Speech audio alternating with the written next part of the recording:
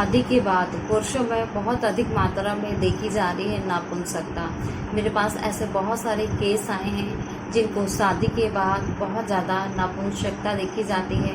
उनको sexual desire पूरी तरह से ख़त्म हो जाती है और उनके लिंग में बिल्कुल कड़ापन नहीं रहता है। कुछ पुरुष बहुत ही ज़्यादा स्ट्रेस लेते हैं, बहुत ज़्यादा चिंता करते हैं।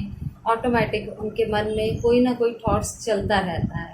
उनको घर की टेंशन रहती है, ऑफिस की जिम्मेदारियां आ जाती हैं। अगर पुरुष सेल्फ बिजनेस कर रहा है तो उसका स्ट्रेस रहता है। बहुत सारे कारण होते हैं स्ट्रेस के। जैसे स्ट्रेस होता है तो वैसे पेशेंट बहुत ज़्यादा सोचने लगता है। पेशेंट के माइंड पर भी असर पड़ता है और यही माइंड जब डिस्टर्ब हो जाता है, पुरुषों का शरीर बहुत ज़्यादा कमज़ोर होने लगता है।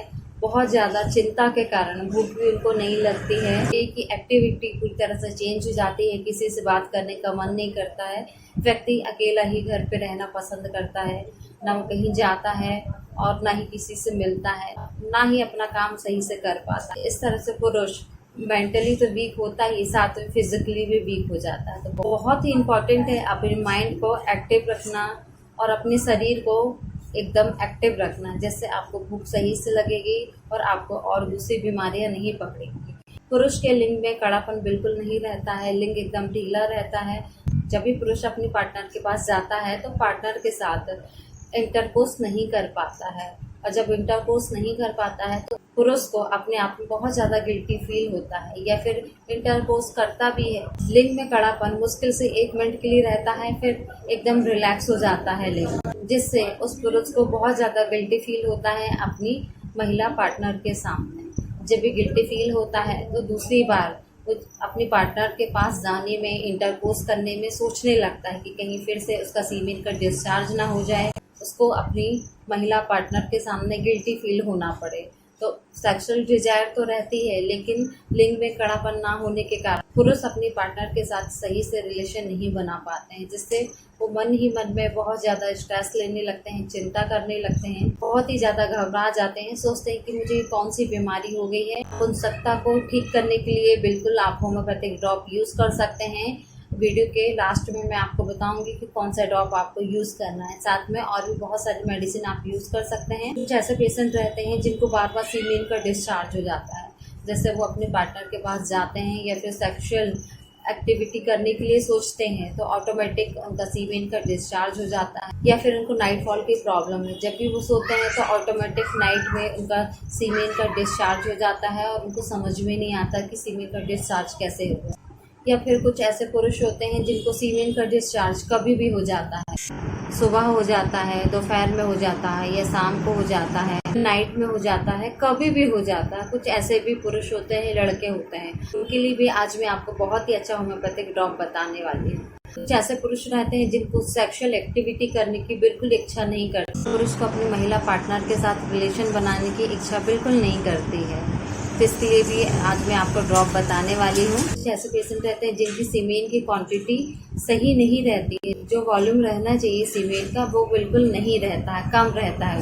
साथ में स्पर्म काउंट भी बहुत ज़्यादा कम रहता है। कुछ ऐसे लड़के रहते हैं, पुरुष रहते हैं जो बहुत अधिक मात्रा में अल्कोहल लेते हैं या फिर स्मोकिंग करते हैं, जिससे उनकी बॉडी में शुक्राणु की संख्या, स्पर्म काउंट बहुत कम हो जाता है। और भी बहुत सारे रीजंस होते हैं स्पर्म काउंट कम होने के। किसी पुरुष को सेक्सुअल प्रॉब्लम होती है तो उसकी बॉडी में एक अलग चेंजेस नज़र आता है। उसको आप ध्यान से देखेंगे तो बॉडी एकदम दुर्बल नज़र आएगी, पेशेंट एकदम वीक नज़र आएगा, पेशेंट का चेहरा एकदम मुरझाया नजर आए। हो सकता है कि पेशेंट को और भी कोई अन्य बीमारी हो सकता है, कि पेशेंट को शुगर की बीमारी हो, बीपी की बीमारी हो, कुछ भी हो सकता है। किसी भी कारण से पेशेंट को नापुंसकता, सेक्सुअल प्रॉब्लम देखी जा सकती है।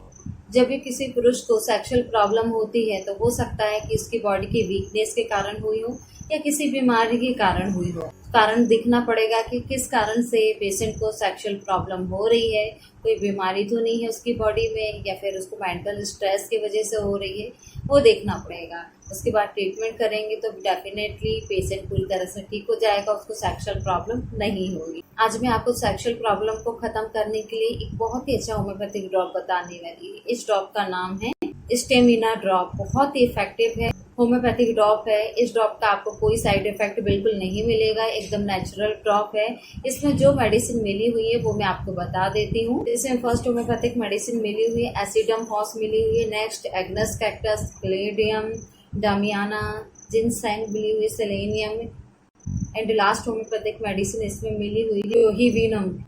इन सारी मेडिसिन के कॉम्बिनेशन से इस ड्रॉप को तैयार किया गया है। बहुत ही अच्छा ड्रॉप है। जनरल में जो वीडियो में आपको मेडिसिन बताती हूँ वही मेडिसिन इस ड्रॉप पे मिली हुई हैं, तो ये बहुत ही इफेक्टिव है और इसका आपको रिजल्ट जरूर मिलेगा, लेकिन इस ड्रॉप को आपको रेगुलर यूज़ करना पड़ेगा। एक्चुअल प्रॉब्लम कई सालों से है या फिर आप कई महीनों से है या फिर अभी अभी स्टार्ट हुई है, तो सबसे पहले रीज़न देखना पड़ेगा कि क्या रीज़न है, उसके बाद फिर आपकी सेक्सुअल प्रॉब्लम पूरी तरह से ठीक हो जाएगी।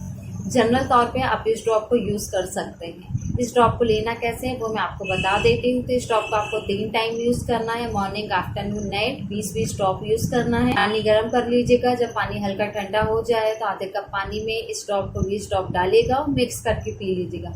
बहुत ही अच्छा ड्रॉप है, बिल्कुल इसका रिजल्ट आपको मिलेगा। आपको मेरी जानकारी अच्छी लगी है तो मेरी वीडियो को लाइक जरूर करेगा। वीडियो देखने के लिए थैंक यू।